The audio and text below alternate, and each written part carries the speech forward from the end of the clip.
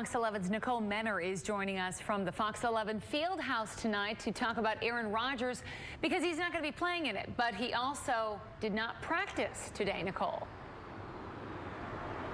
It was a rare veteran rest day for Aaron Rodgers, and when I asked him about it after practice, he said he told Matt LaFleur he'd never ask for a vet rest day, but he also wouldn't necessarily mind it, especially because this week of practice was a bit heavier, being indoors on Sunday and then 3 straight days of pads. But it also comes at a good time, especially for Jordan Love. He'll be making that start on Friday night against the 49ers, so he took those first team reps today at practice. And as we know, Aaron Rodgers will not play in the first 2 preseason games, but that 3rd preseason game against the Chiefs, Rodgers hasn't exactly been ruled out for it quite yet. A lot of questions whether or not Rodgers will make an appearance this preseason. A few factors playing into that, one being last season's Week 1 blowout loss against the Saints. Earlier this camp, LaFleur said that could potentially alter his plans this time around. And then, of course, the other reason is just looking at Rodgers continuing to develop chemistry with his young receiver core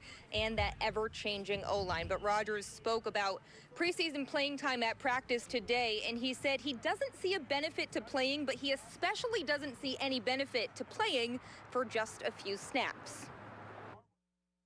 You know, if we're going to play, we should play. And play a quarter, a couple series, 2 or 3 series. If we're going to just suiting up for 4 plays, to me, is a waste. And I'm not saying this to send a message to Matt. I've already told Matt the same thing. When you have a stinker like we did last year in Week 1, there's always going to be the second guessing of what happened at training camp. Should we have played more? Should we have played in the first game, the second game, whatever it might be. I don't want to overreact to that. Matt doesn't either. You just got to do what's best for the squad.